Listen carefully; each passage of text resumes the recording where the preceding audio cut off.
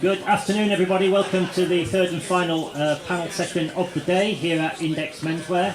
I'm Eric Musgrave, a writer on the menswear business for 4 decades now, despite my youthful looks. We're here to discuss the prospects for a bright future for independent retailers, and also a little examination of some of the clouds that may be on the horizon too. Let's be realistic. So I've got with me two old mates from the business who are going to bring different perspectives to the discussion. So I'll hand over and let you introduce yourself. Yeah, I'm Toby Snowdon. I'm an agent where I have owned retail. I'm upstairs at the moment with Deagle and Casamoda, but we also do Peregrine and Berwick 1707 as well. Now, how many indie retailers are you dealing with? We probably deal with over 200 between all 4 brands, and several of them are buying into 3-4 of the brands we do as well. Very good. Sir? Good afternoon, Eric. Good afternoon, Toby.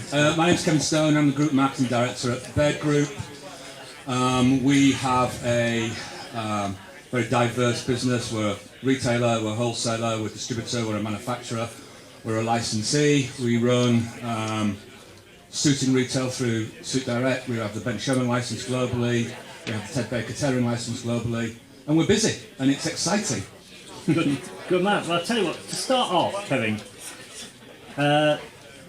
we don't want to look forward, but I'd like to look back. And what, in your view, are some of the lessons that were learned by retailers and suppliers during lockdown?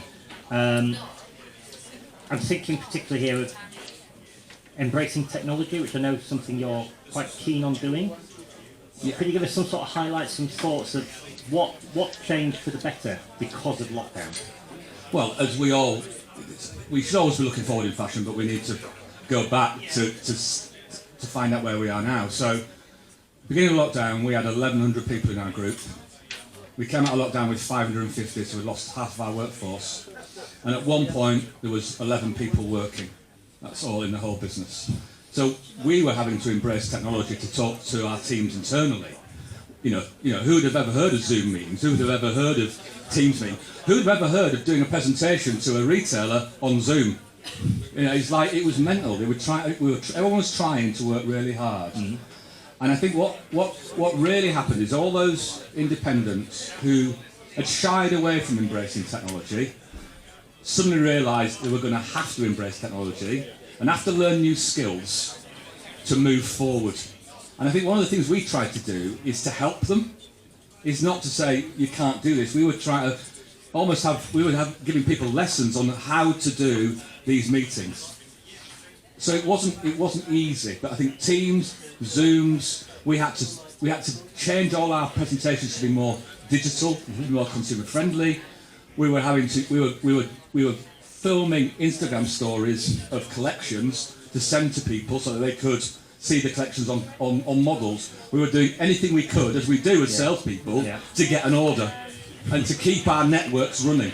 So that was a really interesting part of it. Okay. Do you think it's continued since things have changed? No. Listen, I was in Berlin last week. I was at Pitti. Meeting people in public is the best thing ever, right? We're not saving lives. This is the nearest to show business. We are talking about garments and product. We want to feel it, we want to touch it, we want to understand its provenance. Try it on. We want to try it on, exactly. So, yes, I think it's a balance now. I think in-person meetings are great. You know, that customer would spend £10,000 with us. On a Zoom, they're going to spend 5. In real life, they're going to spend 10, if not 12. So, I think it's the balance. Yeah. Okay.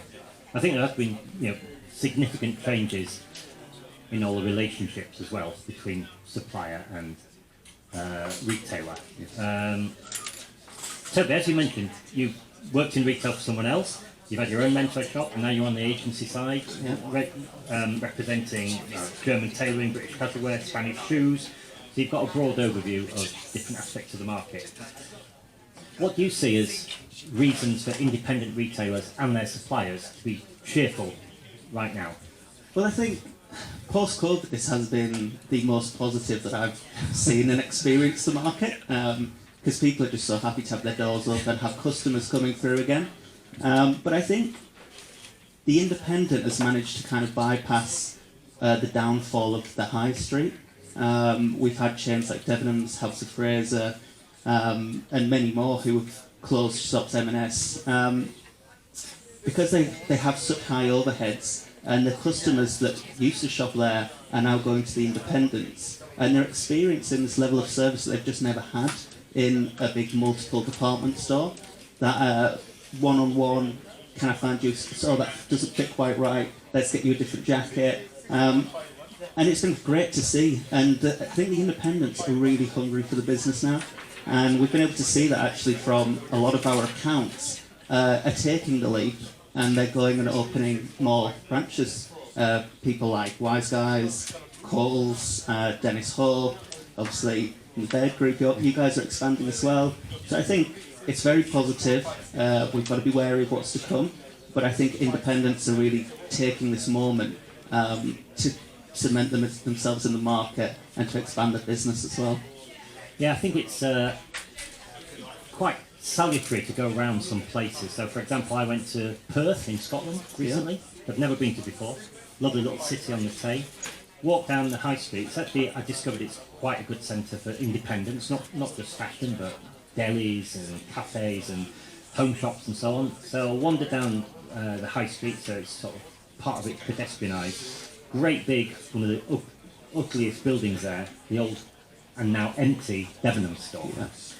So you just go around the corner and there's a more flamboyant building, also empty, which was the old McEwan's of Perth, which was a long-standing independent, probably an AIS member once upon a time. I think it was taken over by Beals for a while, but that didn't last long. So you've got these, as you said, you've got these very large retailers who are now not there. Yeah. And the people that they used to serve still need to buy clothes. They need to go somewhere, exactly. Buy everything, but they need to buy clothes. So, you know, we don't see many people, as we know, taking over these big units. So I think it's a time for small units to be prospering.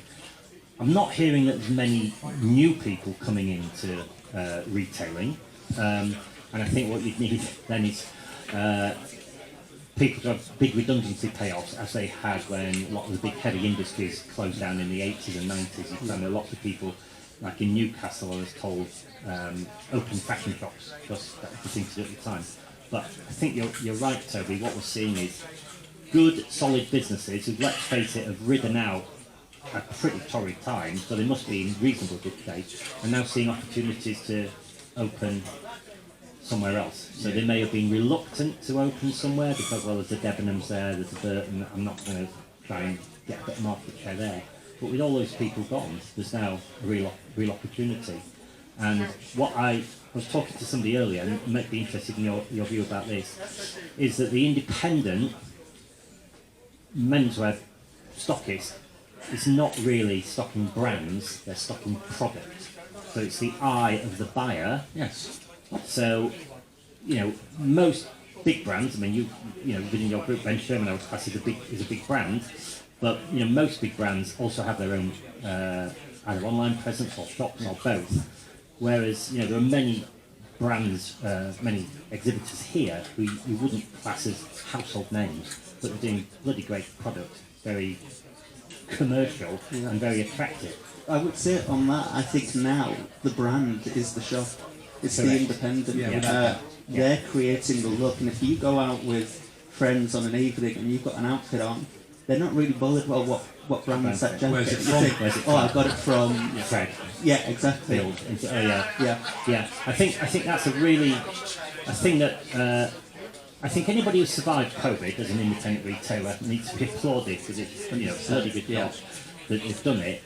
And now I think they should have a lot of confidence that they can go forward and do more, and people who perhaps didn't shop with indies pre-COVID have either found them or returned to them. I think the indie is probably, it's at the moment of an amazing time, because we had a £42 million business with Debenhams. £42 million, and that disappeared, right? overnight. And you're right, the consumer, where did he go? He didn't disappear. He didn't just stop shopping. So the independent, I love independence. As you know, I have my own independent store, and it's all about personalities and service. Department stores can't do that. I mean, if there's anyone from John Lewis here today, you've got no staff to sell suits in your stores. There's no one to sell suits. Yet we have a very successful suit business with them. I was in a John Lewis store 2 weeks ago, and there was a customer trying one of our suits on. And I'm in a pair of shorts and a t-shirt. And I stridled up to him and his wife, and I went, I can help you. And they just looked at me as if, no, you can't. I said, no, I can help you. You're trying the wrong size on. And he left with 3 suits, right? Of one of our brands. But he would have left with nothing. There would have been no one to serve him. And they'd have left. That would never, ever, ever, ever happen in an independent. Independents are brilliant. Yeah. They are. This is now their time. Yeah, agreed. And well done to INDX Menswear put on such a great show that brought suppliers and buyers together. Yes. So another thing I'm interested in is the relationship between the supplier and the retailer. So you're obviously an agent, you're the middleman between that, and you're going literally direct. So again, start with you, Toby. How do you think the relationship has changed because of COVID, and how do you see it going forward between the supplier and the independent retailer? Well, I think it changed an awful lot just in the time of COVID. Our role as agents at the start of COVID was to try and put out fires and try and support the retailer. Yeah. We would often be on the phone. There was nothing we could really do, but it was just because they wanted to have a chat and see what other people were doing. We were trying to, can we reduce the order slightly? Can we give better payment terms? Can we deliver after lockdowns? So we were really trying to balance keeping them feeling secure, keeping them have cash in the bank so they're going to be there when it's all over, but then also we had a responsibility to our brand partners as well, who can't just cancel all your debts or not ship in product because they've got staff and employees as well. And now it's kind of completely flipped where they can't get enough stock. And so now rather than wanting more payment terms or stock sent back, now they're saying, I don't just want this specific thing, I need white shirts. Get me any white shirts you can. I need navy and I need black suits. Get me any black suits you can. So they're never happy, are they? Retailers. But I think we don't want your stock. I want loads of stock. Where is it? Yeah. But I think one thing that stayed constant through the whole thing was communication. Yeah. And as Eric mentioned, I've worked on both sides, the retail and the wholesale side, and we've always tried to offer kind of an in-house level of service with our agency. But that's really been pushed to the forefront now because it's much more of a collaboration. I feel like as the salesperson and as the buyer, we're working together to a common goal, and I think that we're closer than we ever have been, and the relationships are stronger than they ever have been as well. Yeah, I think so. I used to remember when I was running magazines and I'd sort of have discussions with buyers and have discussions with suppliers. I think you are on the same side. You're actually trying to sell stuff to punters, and the way you talk about each other and you have a go at each other is like extraordinary. And you know what you should be doing is working together to just get more stuff out of the door into the punters. We've touched on this already, Kevin, but you know what would you say the difference now is between the Baird Group and its brands and the retailers it serves? How has that relationship changed? We're a big group, but there's lots of silos within our group, lots of different things we do. I think we got closer to our customer. I think we had to get closer to our customer. We had to, I think Toby said, we had to share with their pain. We had to have an understanding of what they were going through for us to be able to find a solution to help them. I think so that has been really important. And the things, I suppose, that we may take for granted is, actually, on a Monday morning, our customer service girls are taking hundreds of calls from retailers wanting stock, and we never see that. And they have they're the face of our brand. They build up the relationship.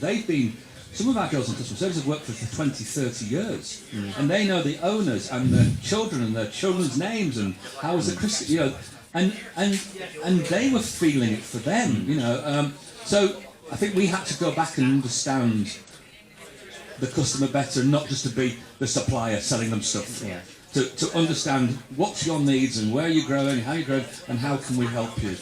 We've all got, what's been interesting about, I listened to Matthew's talk earlier is, we can be candid or we can be really open and say, yeah, we have got supply chain issues. There is issues with getting stuff, the right stuff, blue suits. I had somebody ring me up and ask, have you got 500 blue suits? I need them now. It's like, no.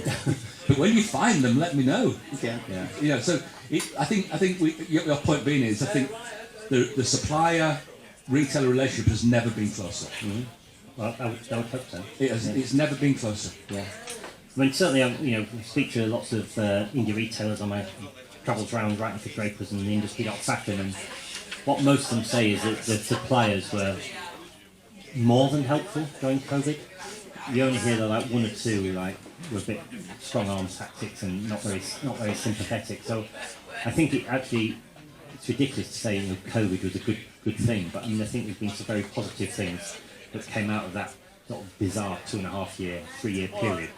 But so we are where we are. So let's move on to products. We've already highlighted it, Kevin. Everything in the garden is lovely. We've got a war going on in Europe, we've got a cost of living crisis, we've got a pantomime in Westminster, we've got rising costs everywhere, including in the menswear business. So, let's be honest, we're all grown-ups. Kevin, start with you. What do you think is, what do you see coming down the line for autumn and into 2023 in terms of what we've all got to be aware of and deal with in some way? The shipping crisis isn't going away, and I don't think it'll go away till 2025. Okay. Right? So, although travel restrictions for us is opening up, so we can get on planes now, it's still not opening up for restrictions on cargo. Hong Kong is just coming out of lockdown. Mm-hmm. So there's a curfew, didn't they? Yeah, there's a curfew. So there's demand, but not enough capacity. Yeah. Here's my favourite line. There's not enough belly weight in aeroplanes, so there's not enough capacity in aeroplanes. So I think it's still going to be choppy and tricky of getting it, getting supplies when you need it. And those people who have got stock are in favour now and flavour now, and those who haven't will sit back a bit and then they will come into stock. And I think that's just going to be the natural course, and it will start to balance out. But I don't see it balancing out next year. I see it still being tricky for another 18 months to 2 years, while all the things we've just talked about are going on in the background. So. Yeah, okay, good. Thanks for being so straightforward. Toby, what's your view on the supply chain question? Yeah, I think suppliers and shops are going to have to change the way they're operating a little bit while we're going through this. Just to build on what Kevin was saying there, with Deagle, our lead time for fabrics used to be 2 months, and then demand went through the roof, and our lead times went to 6 months. That's just to get the fabric. Just to get the fabric. That's not including anything else, logistics. So it's challenging, and I know what some of our brands are doing is they're really committing heavily to ordering fabric and stocks for spring summer before they've even taken an order off any of our customers. And that's big risks. You're playing with big numbers and a lot of money to put forward to it. Absolutely.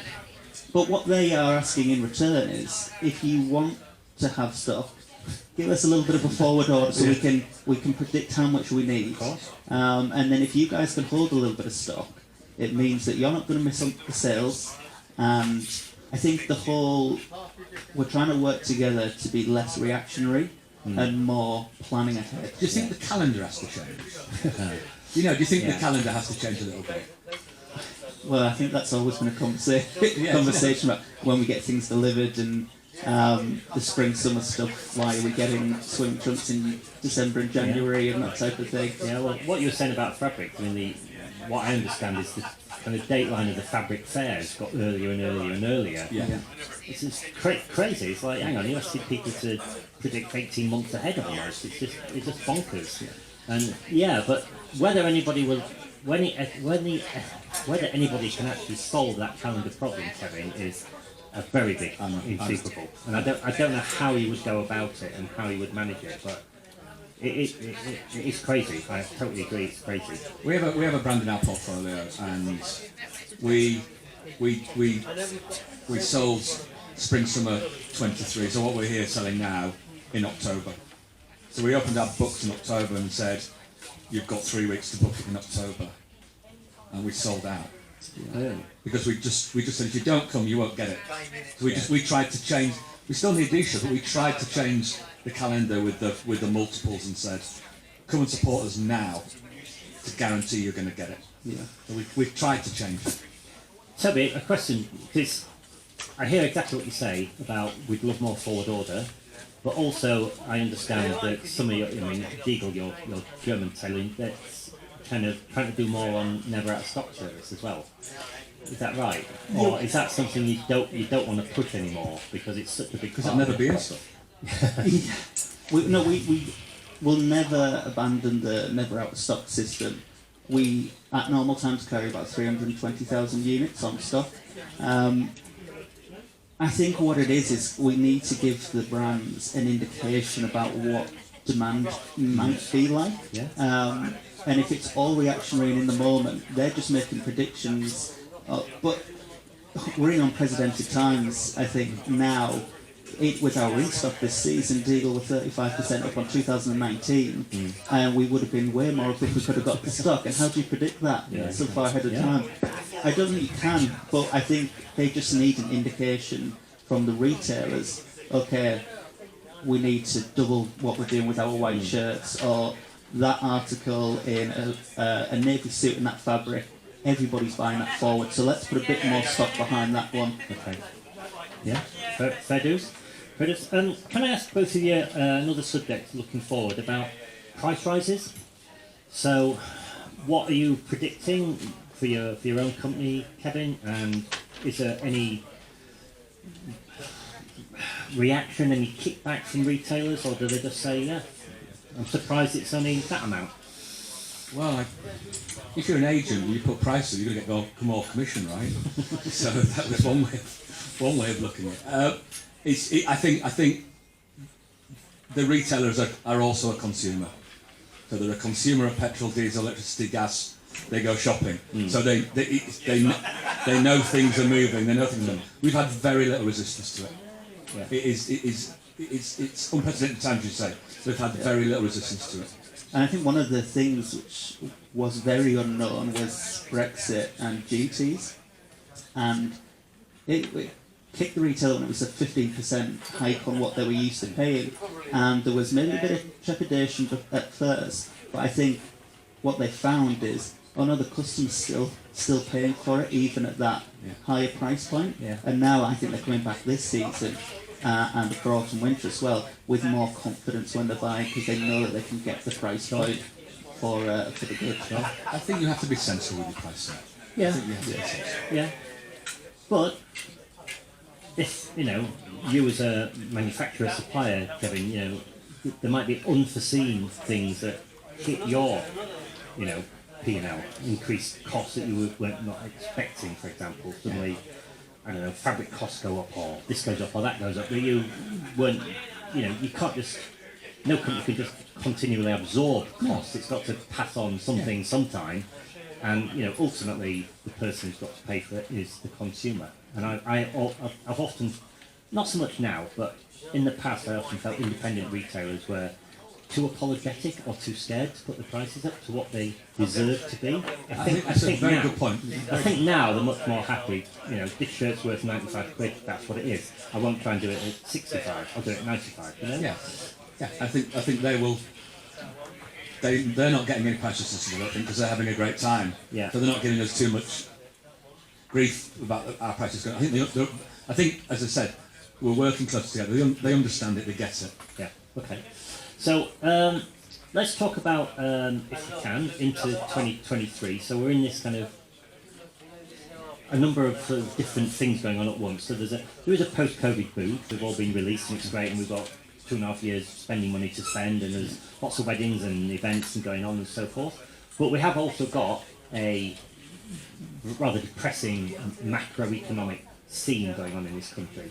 And for many people who are not as old as me, they've never experienced like high inflation or any inflation for years and years and years. So for some people it's a very new situation.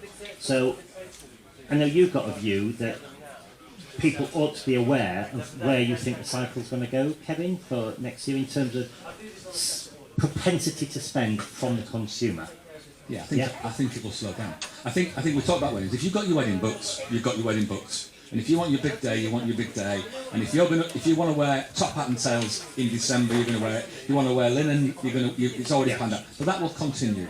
But I think in other areas, people will start to feel the pinch in the first quarter of next year. Okay. We'll have inflation will be rising. We'll have fuel costs going up in October. We'll have a new prime minister. They'll cut taxes or they'll cut VAT or whatever.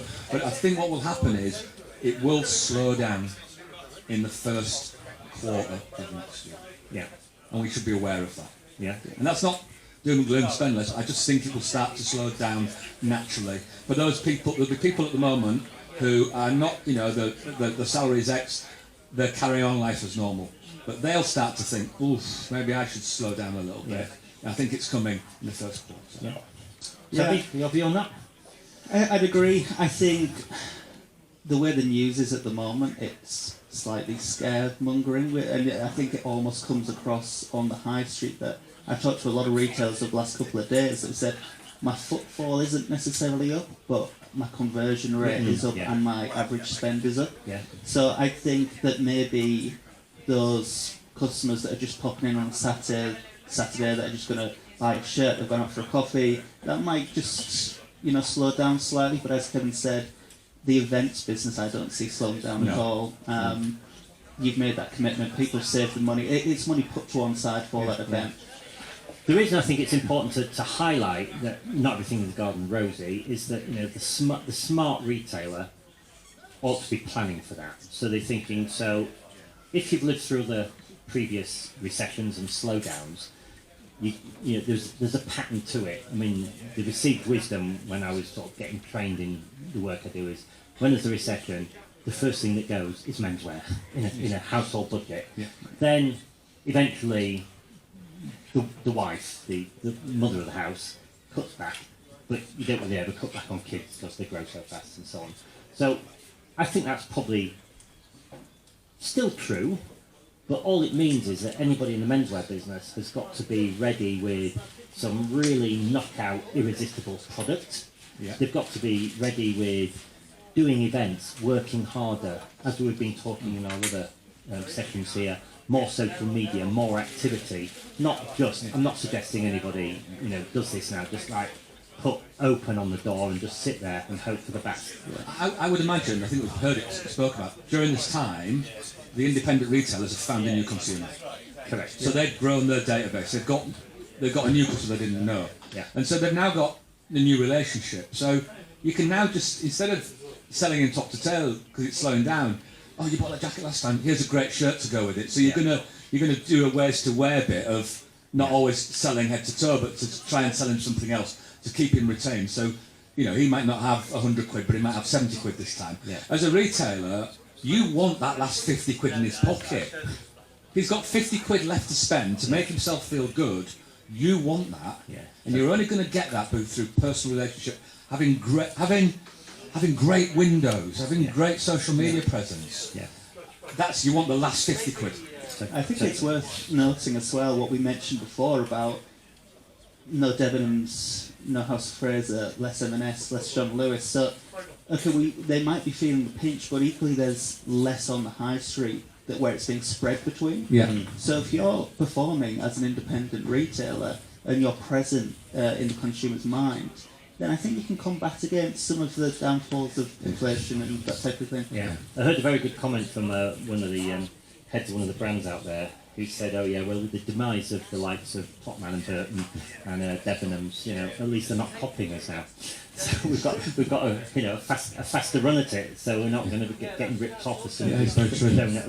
showing that show. So, I think there's difficulties ahead, but for all the reasons we've been discussing today, I think the room is really, the space is really good for an independent retailer who works hard and works smart, not just hard but smart as well, and use some of the techniques we've been talking about today. When I go around and speak to people, like, nobody does any press advertising anymore like they used to. Nobody in the county magazines or anything. It's all social media, and it's amazing the impact that can have. So listen, just want to go back to something we are enjoying a bit of a boom with. You've mentioned it, Kevin. So the whole business of special events. I think I mentioned to you, I wrote a piece recently when there's some thing in the newspaper about, the suit is dead, because I can't remember who it was.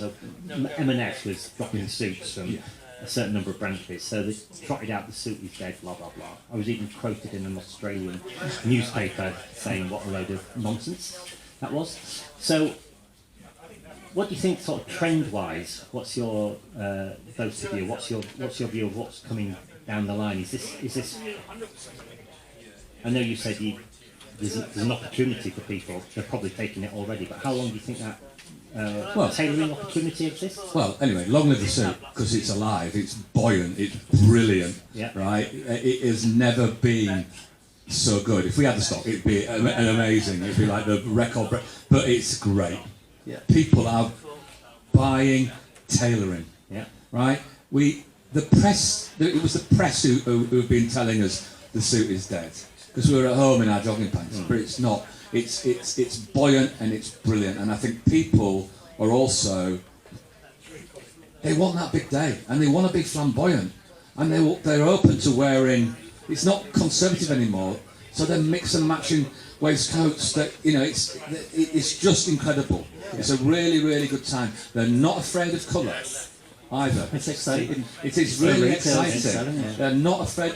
This show's full of. It's a summer show, right? But it's full of colour. They're not afraid of colour. So, as long as, and I also think it's really important when someone comes in to buy a suit off you, it might be their first suit, right? And it's a really big moment for them. You can usually tell when it's the first suit because they don't know how to put it on, right? They're putting their arms up here. They just don't know how to do it. But that's an opportunity to capture a customer for the next 20 years. Because if you sell them a suit properly and do all the service and upsell them the shirt and tie and the shoes and do an alteration, it's like a big thing for the young consumer, and you may then capture them for a long time to come. So I think it's a really big opportunity. Yeah. Right. What else do you think is coming through? Sort of. Yeah, I completely agree with what Kevin was saying about suits. I think it's lovely to see colour, and it's light and fresh this season. I think for the events business with Deagle, it's pastel colours, it's linen effects, and it's interesting tailoring. From our point of view, we've seen an unbelievable progression with English-made knitwear. We do Peregrine as well, and we're now members of Senpak with that. And that kind of surpassed all what we thought we would do, even in the times of COVID. Now that there's duties on other goods and costs are going up, getting a British-made,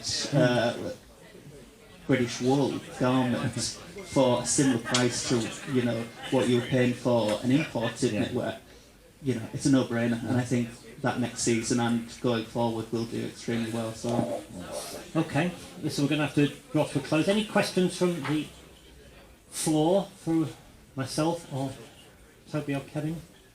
Anything we need to cover that we haven't covered? So, out of 100%, which has been super confident, how confident are you for the independent menswear business? 100%. 100%? Yeah. Toby?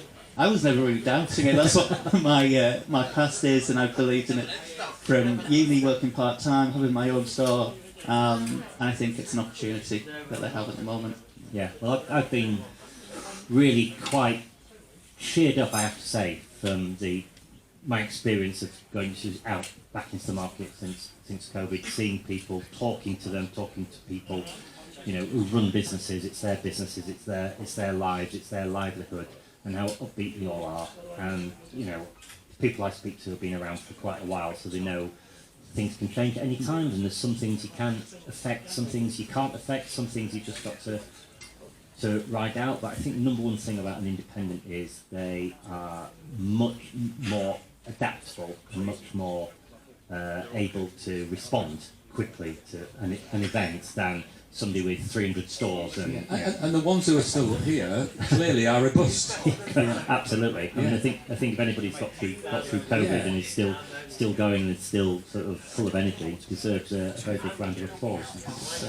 Okay, well, if we are done and dusted, no more questions, no more comments, no more nothing, I'll say thank you very much for your attention. Thank you, Kevin. Thank you, Toby. Thank you very much. Let's all go back to buying and selling, and don't go outside because it's far too hot, and the aircon is really working well in here. So, thank you very much, folks, and see you next time.